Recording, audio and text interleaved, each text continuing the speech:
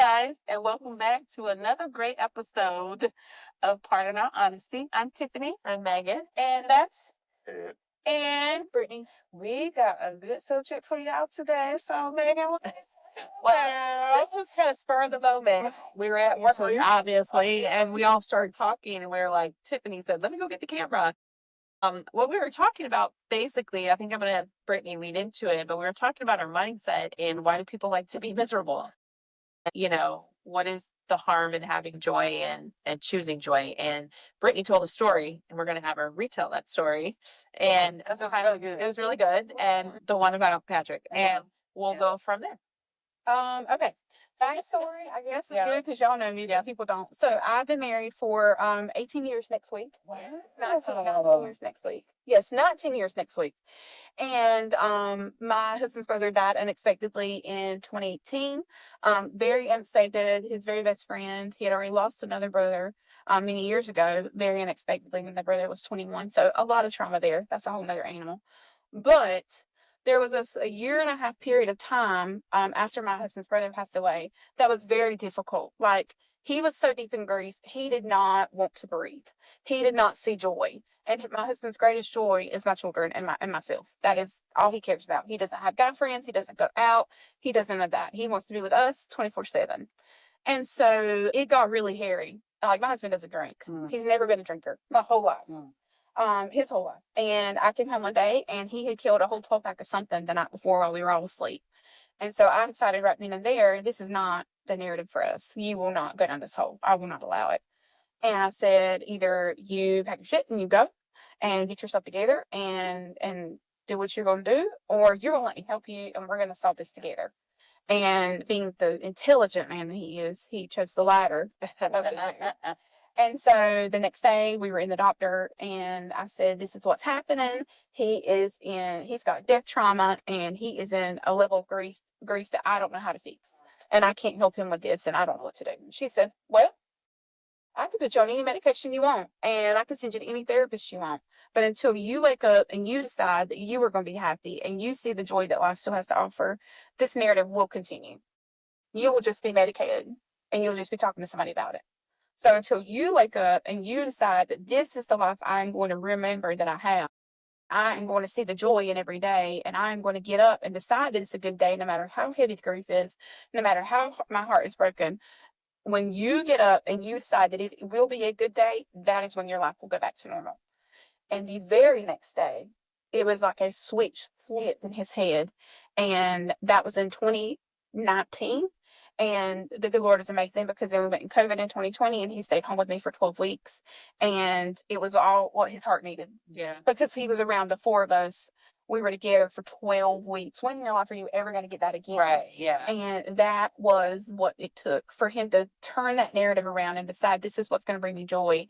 And then, yeah, I know COVID was terrible, but it was great. But he had to make that decision. Right. And that's what I think we were talking about earlier is some people, some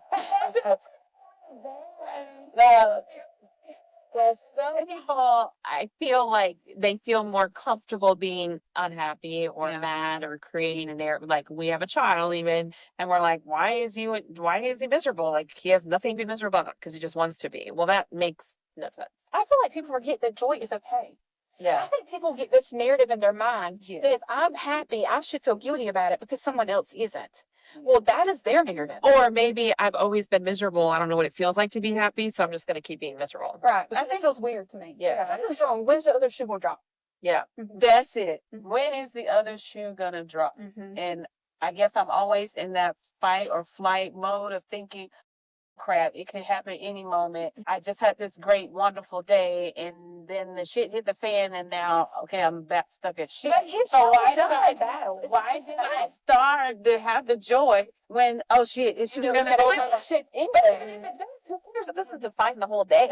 Like, if I come home and I'm married to Ed, I'm not, and I had a wonderful day, and me and Ed get in a fight, that might last an hour, but that doesn't ruin my whole day. No. And then I can make the choice. It shouldn't, though. No. And then I can make the choice to be like, okay, Ed, I'm annoyed with you right now. Let's get over it, and then we move on. It doesn't have to take over my life. No.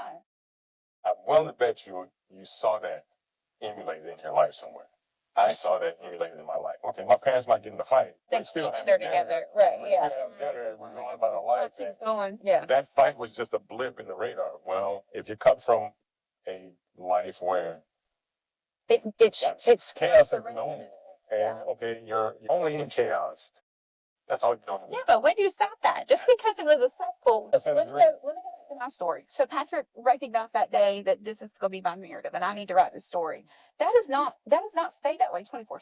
Right. Like there's going to be days where it is nasty and ugly, and his heart is broken, and he's sad. And what you forget too, and what I didn't realize at the time, and what I've seen in the years since, is there are things that he fears so greatly that he will let it ruin his day.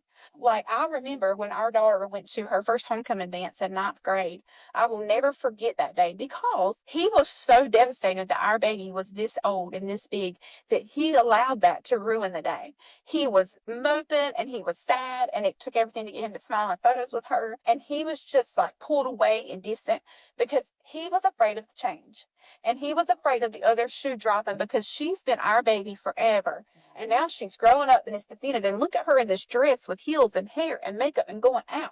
This is terrible. My life is ending. Another trauma for me. I can't handle this. Yeah. So then I said to him, okay, I get it. I mean, I'm heartbroken too, but I am choosing to live in it.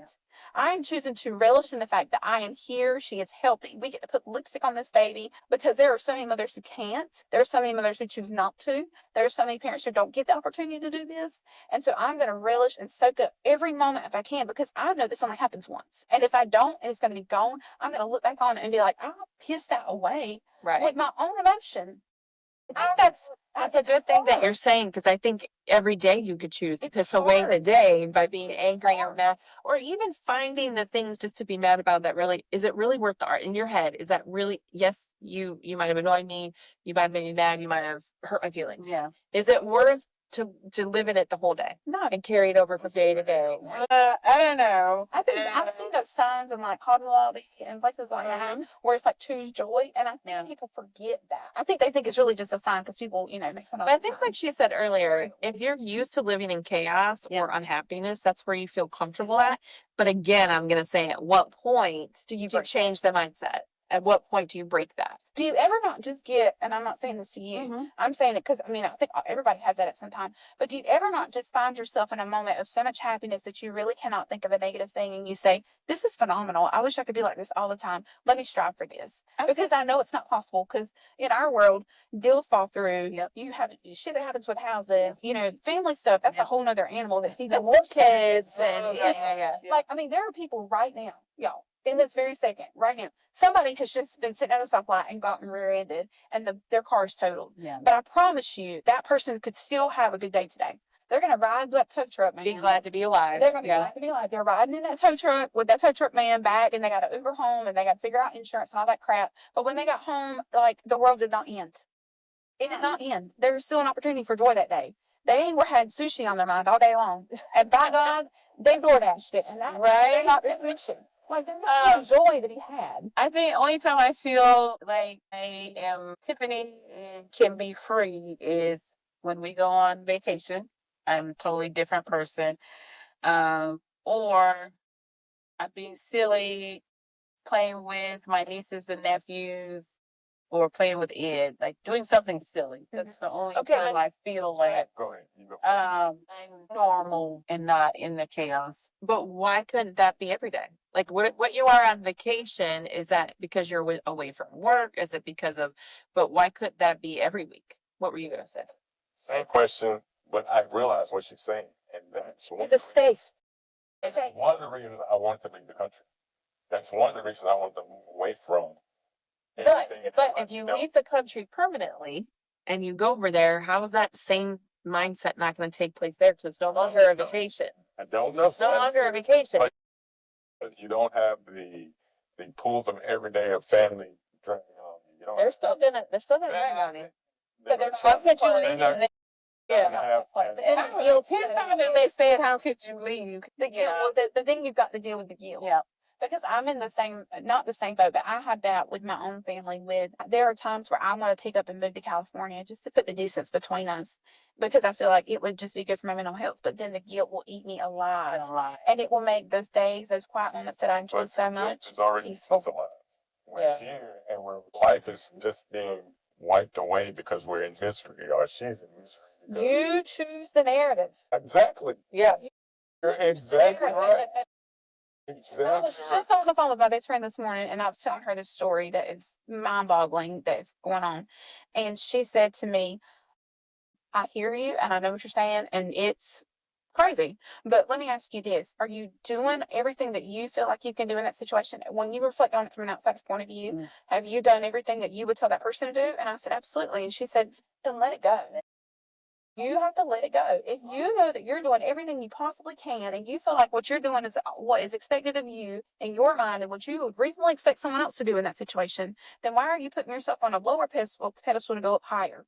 Yeah. Why are you making the bar higher for yourself than what it really needs to be? Yes. Welcome. But it's not our job to fix. I mean, that's like, I struggle with that in our household. I want to fix everything and make it right. Only those people I could do all this work and beat myself till I'm blue in the face. And if they still want to say F it, they're still going to say, so what's that doing for me? It's doing nothing. Here's the thing too that I have to remind myself, because I get in that sometimes and I'm there today. I'm in that now, so it's really wrong. But I also have to remind myself, I know my intentions. I know my intentions are to do good, but that is not everybody else's intention. Other people are trying to get as much as they can out of you because they want to see how far you'll let them go. And so they're going to continue to ask for more and more and more. And because of that guilt that you're carrying, you're going to give them more and more and more. And then they're going to sit back and be like, well, I think I realized this is nice. I'm realizing that now, and I'm starting to re-look at them in a different light and say, okay, I've been in this chaos because they like chaos. And so they create chaos, and I've just been the one that kind of fix it or like, oh my God, that's happening. Or what are we going to do? Gossip about it, blah, blah, blah. But now the Tiffany that's like for real in therapy, trying to figure it out, it's like, fucking with that. I don't want to be a part of it. I'm not doing it anymore. If that's what y'all want to do, go ahead. Don't count me in. And you know the reason why you're the most Tiffany happy, the most happy Tiffany when you're with Ed and those children? Because Ed knows you and he knows what you're capable of and he sees what the expectations are and he would never pull more than what he knows you're available. And he's the one who's going to give you more. Yeah. And those babies aren't going to do anything either. They're just happy to see you. They're like the puppy dog who just wants your undivided attention and loves you for everything. They have no expectations. They have nothing to gain. There's no ulterior motive. They think I'm the best TT ever. Exactly. And we can't wait to come and visit her. She's going to take us to do all these wonderful things. And I just love it. But I think like what you said earlier, I think guilt from, you can't change you can't go back and change time. No. And like I even say to Nick all the time, if you're doing everything you can now, that's what matters. How are you showing up today? How are you doing today? If everybody else wants to stay 20 years behind, let them stay 20 years behind. But I think but within a relationship, I think it's okay to get like annoyed or frustrated with each other because I don't know how y'all work together. I've been more there with me though, because I feel like that will create more chaos than anything. But it's okay but you have to be able to communicate that. I think that's the other problem. I've got to be able to tell you, like, you pissed me off today because you did this and this, and him saying, okay, fair, and then we roll on. You know, I don't think it always has to be a like who's right or who's wrong or spend all day being mad. Some of my greatest lessons in my life came from my grandmother and the marriage that she had with my grandfather. And one of the things, and my grandfather, he was a hell on wheels, but he was good to us. But one of the things he told my husband before my husband proposed to me is, you let those Rozier women, because that's what he called us, those Rozier women. You let those Rozier women go out as far as they want to go. And when they get right on the edge and you're like, you got to reel them back in a little bit because they'll go all the way over. They're a little wild too. He said, but what you also have to remember is when the day comes and day ends and y'all go to bed at night, you have to decide, do I want to be right or do I want to be wrong? Because in order for you to be successful in a marriage, it's not about being right. That's not the win. That's not how we're going to win in this. It's about us coming to commonality and respecting where each other's coming from and working together from there on out to solve the issue. But if you're so concerned about you being right, you're screwed. You're so screwed because you've missed that. But see, I think I have that in I want to be right sometimes because I see shit happening and I'm like, this is wrong. I'm telling you this is right. And it's not so much about being right, but I guess it is because I think this way is better and we can get caught up in that. But you got to have some self-preservation in there. Yeah. Honest to God, it makes me go back to my teaching days. Y'all, I taught kindergarten for a hot minute. They're wild as hell. And like when we were in the beginning of the year and I'm trying to put structure in place and I'm trying to like make things happen, you get that kid who you just want to be like, oh my God, I'm sure you did that. And you're like, you know what? When we go outside today, you're going to walk 5 laps. Or you know what? We're going to have silent lunch. But if I said, Johnny, you got silent lunch, you're coming to sit with me today. Okay, well, self-preservation, y'all, for real. Johnny, go play. Because he ain't learning nothing. And you got to get away from him. There's like to be some self-preservation in there, even though I'm right. Yeah. And I got it. Self-preservation's got to kick in at a minute. You need to run. I think I'm with Megan on that. I don't know if I just want to be right. I just want you to acknowledge. I get what you're saying. I get what you're saying. I'm sorry. I pissed you off. Know that how that could have felt. I see what. Well, I Just think it's just acknowledge it. I think I have the same thing with Nick. Sometimes, and I'll be like, I don't get it. I don't agree with you, and I want to give my perception. When all he wants to hear is, I understand what you're saying, and just move on. Like he just wants to be heard. And I think me and you are a lot alike because I want to rationalize it. I want to counter it. I want to explain it. I want to have a solution to it. I want to have an understanding of it. And by then he's so pissed off that I didn't just say, thank you for sharing that, period. For him and nobody acknowledged us. Nobody half the time gave a shit about what was happening to us or what was going on with us or was trying to be there to be that protector for us that, yes, it sounds crazy and yes, I should be over it, but I just want to be validated. I just want to be seen. I just want to be heard right now. So part of the misery is, can I just get somebody just to see what I'm dealing with, what I'm going through, all the bullshit that I have to deal with my family, with my kids, with work. Just see me that, yes, I'm this bubbly, happy person because I want everybody else to feel that I didn't get.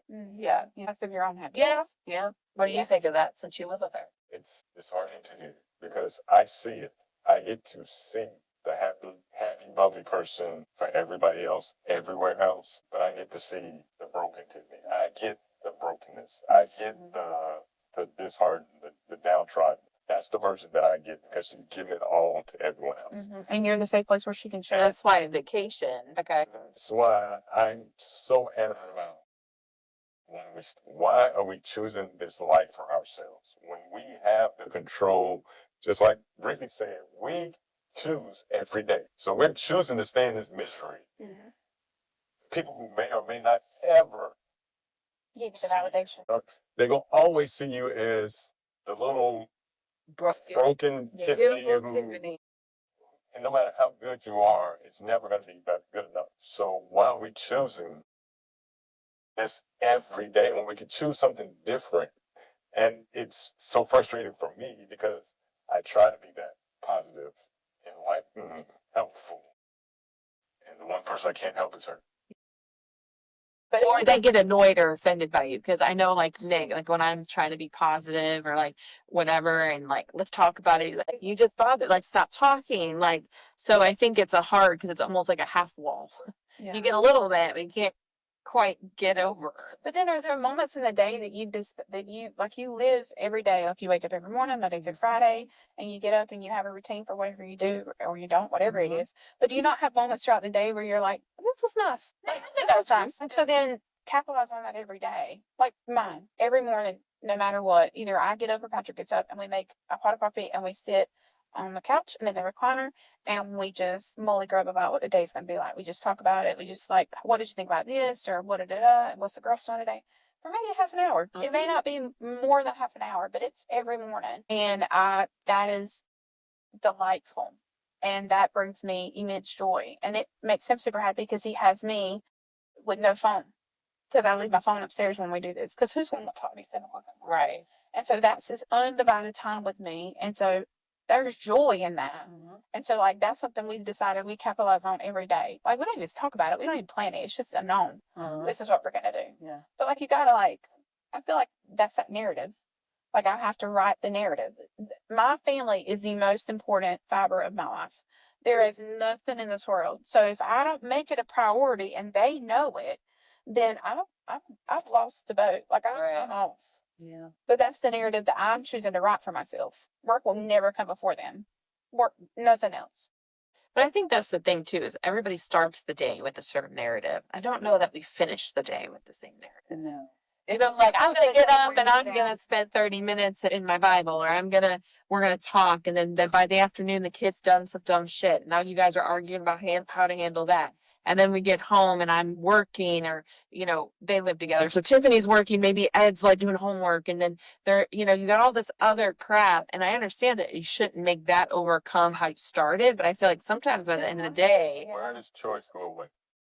right. I think the choice goes away at the point that there was contention or It's still choice. a negative in the day. Right. But as soon as that, hey, I'm joyous, and there's this thing, now we're angry and annoyed by this thing. And then now we're like, okay, cool, fine. Like, you do your homework in there and I'll go, whatever. We're on the computer in here. And then it's a choice. That's still choosing to focus on the thing that there's only other things that could have gone with that. So we're choosing the chaos. We're still going back to choosing. True. And I think part of me too is like with Nick is that until I feel like we've settled something, I can't freaking let it go. And I've got to get better at letting it go. Yeah. Well, we also have to remember that the world is not a utopia. We cannot have joy all day, every day. Right. So you're going to have to deal with stuff. And that's perfectly normal. But it's like what he's saying. We got to get through it and keep chugging, because you can't. But you have to consciously recognize this. Okay, this sucks. Today sucks. What do I need to do? What can I find good about today? What can I?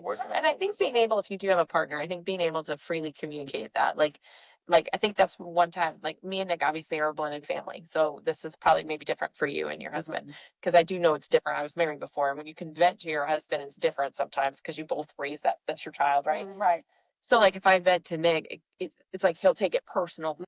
And then it's an argument. You're attacking my children? Well, not really about his children. He thinks I'm attacking him. And then it becomes a thing between me and him. And then there's this big thing. And then it's like, forget. And that creates, I think the communication has to be able to be received and heard without always having to respond or defend or even make it right. Like I tell him all the time, I'm not expecting you to say anything. I just want to vent because I'm annoyed by what so-and-so did. Yeah. And then it's like, well, what do you think they're supposed to do? I'm like, now we're arguing.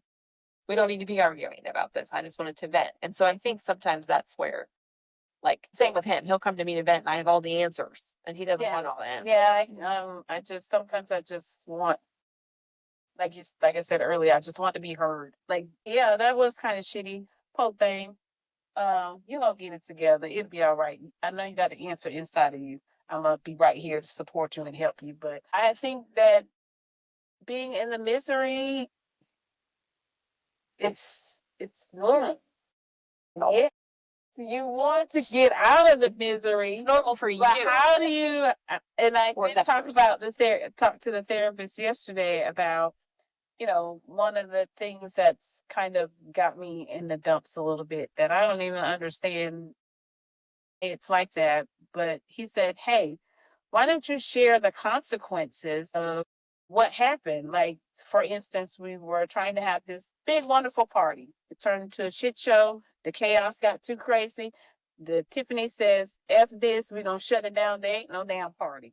But he said, what if you had communicated when you asked everybody to come to this party, even though it didn't come to you, the reasons why we don't want to do this party or come to this party, the consequences of, hey guys, I know we wanted to have a party. You guys didn't want to come. This is the reason why I canceled the party, blah, blah, blah. And let them see, oh, shit. She is feeling bad, but she is communicating to us, this is why she did it, and this is how it made her feel. And so now it's not on me to deal with it, process it. Okay, yeah, it was fucked up. I didn't like it. Okay, but I'm telling y'all. Just they can carry a little bit of that burden then. Yeah. I think keep it inside. Yeah. So that's what I'm gonna start doing. The consequences. Maybe you hurt my feelings. You did this or that, and okay, I'm not gonna come to you. For me, what I know is gonna happen is it's easy for you to do it with me. Exactly. With everybody else who's causing most of the drama in our life. You won't say nothing to them, but you'll come and vent that poison to me, on me. Every time. Okay, but this was just yesterday. To put it in practice, like Brittany said, it's a little hard to kind of do that. That's the point. That is absolutely the point I'm making. See, it's going to be hard. And those people are going to do what they've always done. They're going to dump on more guilt. Yeah. Yeah. It's always going to be somebody else's fault. They're going to revert to all the tactics they've known have worked in the past. Yeah. And you're going to get pissed and you're going to, I don't want to prophesize. I don't want to, but I've been living this for 30 to 20 years. I've watched it play out over and over and over again. And I say it all the time. One of my gifts is I can see the patterns of how people work, how people operate. I pray, and if there's anything I can do to help, let me know. But I know the first time you say, well, this is the consequences of your actions. But you're just hoping that this time it won't be that way. Yeah. You know, that maybe as you practice it. Yeah. And I think you have to learn, like, it's hard with kids because you feel like, God, if I just toss them out, you know, but most of our kids are adults. So at this point, it's about their decision making. It's not about ours. I mean, like when they're 7 and 8, you have a lot more influence. But when you're talking 18 and above, they're grown-ass adults. They've got to start doing accountability for themselves. They can blame you and guilt you, and yes, you can feel that. Misery doesn't have to be your life. Joy is okay. Joy is okay. Maybe that's what we'll call this. Joy is okay. Even if other people are jealous of your joy. Yeah. Because I think that's something I deal with. Even if they are so miserable in their own lives that they can't stand the thought of you being happy, it doesn't change your narrative. Joy is okay. Joy is okay. That's the title. Joy is okay. All right, guys. So we would love to get your feedback on this impromptu podcast. We hope you love it too. Be sure to comment on our Facebook, Instagram, and go to YouTube if you want to see the video of us just all in our office kind of doing this impromptu podcast. And until next time, bye, guys.